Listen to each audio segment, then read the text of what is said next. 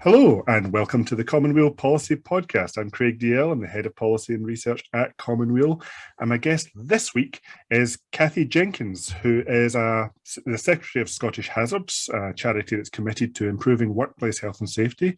She's also the Health and Safety Officer for her Unite not-for-profit branch, which organises social care workers and helps advise with issues around social care, and she is also a member of Common Weal's Care Reform Working Group and the author of our latest policy paper, Health, Safety and Welfare of the Social Care Workforce. Hello, Cathy, how are you? Hello, I'm fine, thank you. Thank you for having me on this podcast. Really good to get a conversation with you, because whenever you've been talking at our regular Care Reform Group meetings, it's always been fascinating to hear the wealth of knowledge you have on these issues. So this paper, this is part of the Care Reform Group's broader project on designing a blueprint for a national care service, which is probably going to be one of the biggest policies of this Scottish Parliament, especially if we do it right, and that's our goal, to help get it to that point. But what was the motivation for looking at this particular aspect of it, the health and safety aspect specifically? Well, I think in the first place, the Common Weal Group, what we've been talking about a lot in the Common Weal Social Care Reform Group is the fact that we can only have a good care service if we recognise what care is. And part of that discussion has been about the fact that care depends on relationships, and it depends on building relationships between the people who need care and the people who are giving it. And to me, that means we have to support the workforce. We have to give education, training and support and supervision to the workforce so that they can do that work well. And we recognize that at the moment, the structures that are around in social care don't really allow that. Many of them don't allow people to build relationships. They're very much based on a kind of 15 minutes here, 15 minutes there model. So part of the motivation was to say, first of all, we have to look after social care workforce. And the second is that there's quite high turnover in social care. There are people leaving.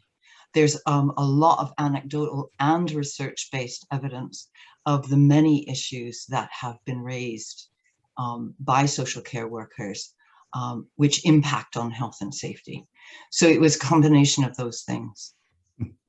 So, yeah, I mean, we've seen the entire health and social care sector put to its most extreme test over the last couple of years with the COVID pandemic, and I'm sure a lot of listeners will remember the news stories, especially early in the pandemic, of seeing shortages of things like PPE, personal protection equipment, in the NHS, especially at the worst of it, especially during that first wave in early 2020.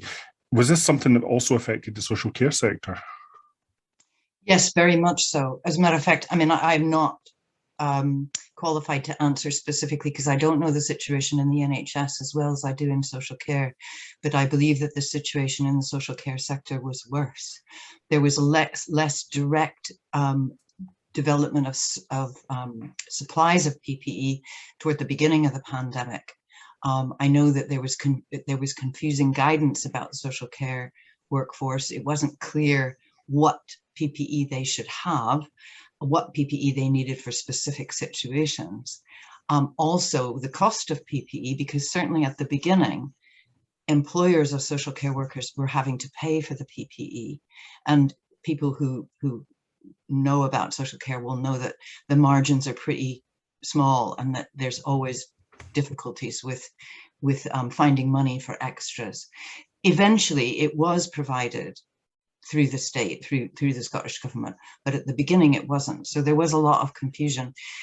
The other thing is that at the beginning, people will know that at the beginning of the pandemic and for quite a long time, aerosol transmission was not given the weight that it is now. So aerosol transmission of COVID-19 was seen as an issue for what they called aerosol generating activity in the health service. And that was when the high levels of PPE, the FFP3 masks and things like that, were used.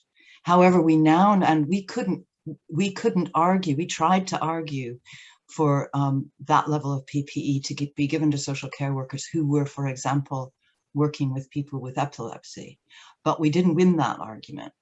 Now, of course, we know that aerosol transmission is probably the main way the virus spreads, but we still haven't won the argument about getting that high level of PPE for social care workers who are working in close contact with their clients. And why has that been a struggle? If the NHS in particular, I mean, the NHS has had its own fights in trying to get its resourcing there, but has the government just treated social care as almost like the poor sibling to the NHS and given it less access to this kind of thing? Well, I think at the beginning that was happening. I don't think the government sat down and said we're not going to give it to social care, but I think that it was only brought on board later. The argument about the level of protection, for example, with masks, is still going on. There are people who believe that more people in the NHS should be getting FFP3 masks as well as those in social care. So it's not that is just limited to social care. It's an ongoing debate. But I think that at the beginning, yes, I wouldn't say later on, possibly. I think there was more recognition that it was needed in social care. But we're talking months, not just weeks. So looking at health and safety more broadly, because PPE is just one part of that. We'll talk about that in a few minutes. What was the situation for health and safety in social care even before the pandemic? Were warning signs and vulnerabilities already there? Well, I would say, from my knowledge and from reading and from all the research that's been done and the stories, the health and safety situation in social care prior to the pandemic was very similar to what is in the report and very similar to what happened in the pandemic. All of the issues that are highlighted in the report, which include poor pay, which include 0-hour contracts, which include lack of training and education, lack of support and supervision, issues like lack of infection control, like violence and aggression, they all were there before. Mm-hmm. Obviously, the pandemic brought all those to the fore, but also increased them because you had all the additional issues of having to try to look out for COVID and control for COVID in social care. But most of the issues in the report have been around for a long time. Yeah, so let's talk about some of those recommendations. You've mentioned a couple of them in there, but one thing that really caught my eye in the report was the idea of a hierarchy of control in health and safety, and how things like PPE, while important, it really is at the very end of a long string of protective measures. If you get to the PPE, things should already be in place behind that. That's right, and I would certainly say that about PPE. I mean, clearly during COVID, it was crucial to have PPE, and I'm not in any way saying it wasn't, or that it isn't always in some situations, but it is at the bottom of the hierarchy, and the hierarchy, which is internationally recognized, starts with elimination. So, your first job in looking at health and safety is try to eliminate the hazard, get rid of it. Now, it's a little more difficult in social care. The elimination during COVID was one of the areas of elimination was obviously to get people to work at home. Now, people doing social care were not able to do that. So, but I would say that a really good case of elimination in social care would be the ceasing of precarious work contracts, because we know that precarious work, we know from international research and Scottish research that precarious work is bad for your health. It creates ill health in people who have unstable, insecure jobs.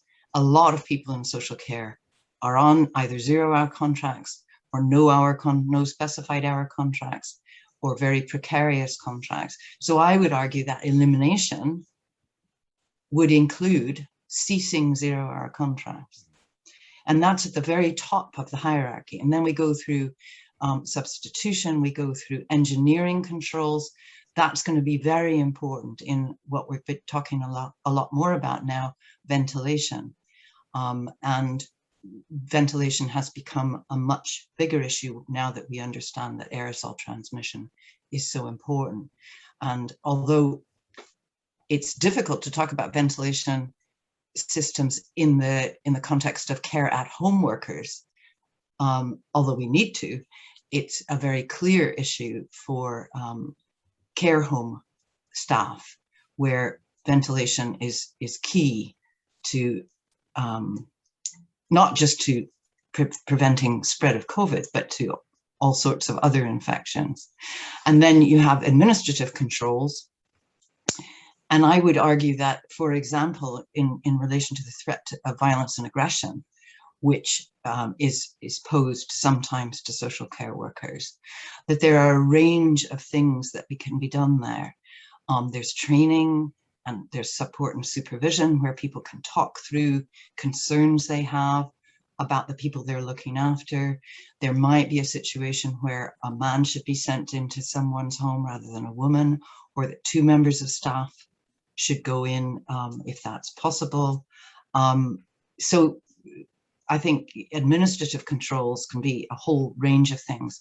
And we would argue that social care workers need initial education, ongoing education, and good support and supervision, as well as these other things I've talked about. Yeah, and it's been quite a good exercise, even for me, looking at some of my friends and family who work in care and listening to their anecdotes about how they work and thinking about how risks could be reduced through any of these measures, including examples like, if, for example, one person who's receiving care is receiving care from multiple different carers because they're all doing 15-minute visits, well, that's potentially, yes, any one of those carers could be an infection risk to the client, or the client could be an infection risk to multiple carers, and perhaps reducing the number of carers seeing one client, or the number of clients that a carer sees, can help reduce infection risk.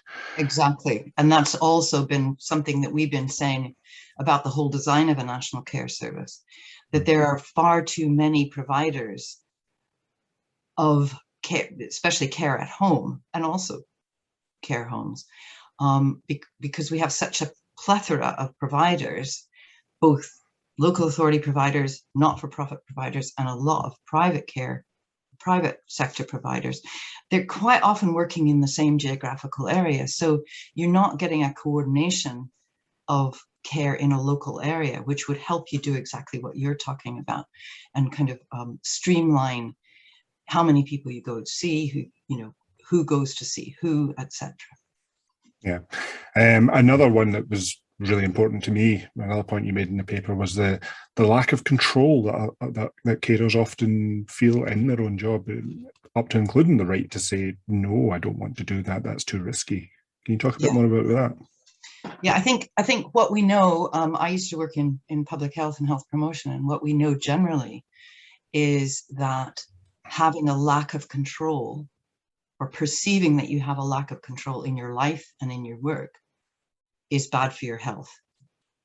So a lack of control leads to worse health, and that's been shown in quite a lot of different kinds of research.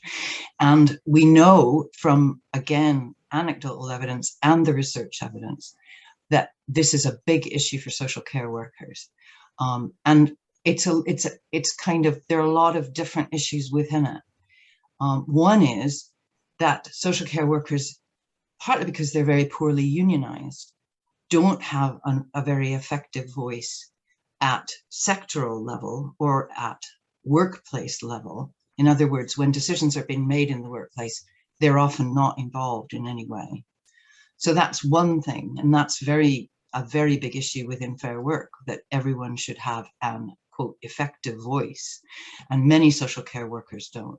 Then the second thing is that social care workers, because of the structure of the way that care is given, quite often don't have much control over what they do on a day-to-day basis. So many of them will be told you can, you have to go to this person, this person, this person, you have to spend 15 minutes with each, or whatever it is. Social care workers say, sometimes you need to spend a bit more time with someone because they really need it. And maybe the next person could have a little bit less, but they're not often allowed to make those decisions. So the autonomy of the worker, which is crucial to building those relationships that we talked about at the beginning, isn't there. And one of the things we've argued for very strongly within the Common Weal responses to the consultation is that social care workers need to have an element of autonomy and control and flexibility so they can meet the needs of the people that they're working with. Yeah, I mean, this goes for health and safety in any workplace. Absolutely, because it's not just social care workers. Yeah. I mean, I have a personal story of being placed in a situation at work that I didn't feel I had the control to avoid, and it did result in an accident which has left a literal scar on me. It wasn't a particularly bad injury, but it's one that could have been avoided. One of the things that we found in Scottish Hazards during the pandemic is that one of the keystones of health and safety in the UK and in many parts of the world is risk assessment. So, the employer should be ahead of time identifying what the hazards in the workplace are, what the level of risk is, and then putting in protections and control measures to protect their staff and other people in their premises or that they're working with. And what we found during the pandemic is many, not all by any means, lots of employers have been great, but quite a lot of employers, including social care ones, have not been doing those risk assessments. And if they haven't been involving the workforce.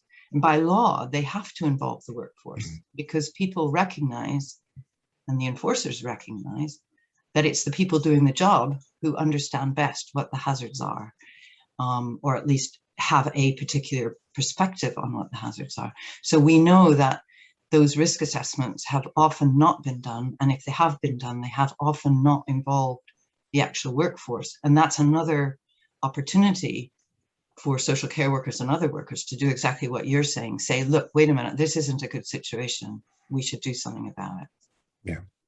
Yeah, and I've certainly been in that situation myself as well, of decisions being made and passed down from on high.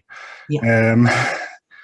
So what is the major risk to the sector here if we don't resolve this? If we find ourselves years down the line, we have another crisis and these same problems are there, is this something that, worst case scenario, you end up with your staff just not able to do the job because they're sick, or perhaps because they've quit because they recognise their job isn't safe?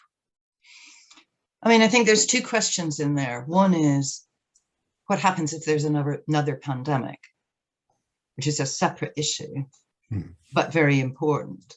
And there have been reports recently, including an audit of the NSS, that say, we were not well prepared in Scotland, despite the fact that there had been warnings, there had been reports that said we should be prepared, we should have stores of PPE, we should have, etc. So I hope one of the lessons that will be learned from the pandemic is that we need to be better prepared for all of the issues to do with the pandemic, including health and safety. And I know that the Scottish Government has called a public inquiry on the whole COVID-19 pandemic and how it's been handled. And certainly in Scottish Hazards, we are planning to hopefully play a fairly major role in feeding into that. So that's one Common Weal. Yeah, exactly. So the second issue on there is all of the issues all the health and safety issues that are being faced by social care workers, which have predated the pandemic and continue now. all the ones, that I've talked about, lack of welfare facilities, lack of adequate staffing, lone working, as I've talked about, precarious contracts, lack of job security, long hours, etc. Goes on and on. All of those issues predated the pandemic, and they continue now. And I think if we don't get the National Care Service right, they will continue. And what they mean is that, first of all, there's a very high turnover rate in social care, and that is not good for the workers, and it's certainly not good for the people who need care. It's not good for building relationships. And secondly, there are people leaving social care, and we now have a huge need for social care workers. There are many vacancies that can't be filled. So that will continue unless we can crack some of these major problems. And I think, I would argue that they are, I've said it before, but I would say, you have to have education before you go in. Even if it's fairly minimal, you need to have education and induction. You have to have ongoing training. You have to have really good support and supervision, which is crucial when you're working with people. We've got to tackle precarious work and lack of job security if we want people to stay. We have to tackle low pay if we want people to stay. So, there are a whole range of things, and the issue of control that you raised. So if we can get the National Care Service right or close to right, a lot of those things should be dealt with. And one of the main ways to do that is to give the workforce an effective voice within the National Care Service. So we would argue for national, sectoral, collective bargaining with the trade unions that are involved in unionizing the workforce, having a major seat at the table along with the government and the employers, and they would sit down and negotiate Scottish level sectoral contracts and education and training and health and safety and all those things. So that's what we think would be a big step forward. Yeah, and as you've said, this has to be built into the National Care Service from the start. Yes. It can't be something that we try to bolt on later, because it will just perpetuate the systemic failings that, as you said, existed before the pandemic, never mind the ones that were precipitated by it. That's right. And within Scotland, we have the Fair Work Agenda, which the Scottish Government has adopted, which also, if it were implemented and made real, would address a lot of these issues, because it talks about effective voice, it talks about security, it talks about opportunity, it talks about respect, and many social care workers don't feel that they're respected for what they do. So, again, if we can get movement on the Fair Work Agenda, as well as getting collective bargaining within a National Care Service, we would go some way to addressing all these things. Well, Kathy, thank you for coming on to the show. This has been a fascinating chat. I will put a link to your paper in the description to this podcast.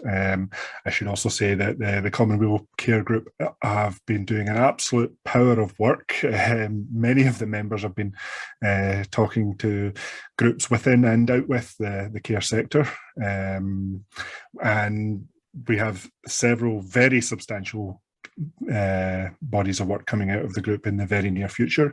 You mentioned the Scottish Government's National Care Service consultation. We've talked about this on the show before. It's a huge consultation, 96 questions, probably the largest public consultation I've ever seen. But we're about to publish our response to that. And we'll have other papers coming out to deal with other issues in the National Care Service. So just to finish off, as I always do, to remind listeners that Common Weal as an organisation is funded entirely by our supporters. We don't have government money, we don't get corporate sponsorships, we don't even have adverts on our website. We are funded entirely by folk giving us £5 or £10 a month, or buying stuff from our shop. So if you are enjoying these podcasts, if you feel and you enjoy the work that we're doing, and you feel that our policy work is valuable, then please help us support the next set of papers. Please continue tuning into the podcast. Next week, we'll be talking about immigration in Scotland, and I hope you will join us then.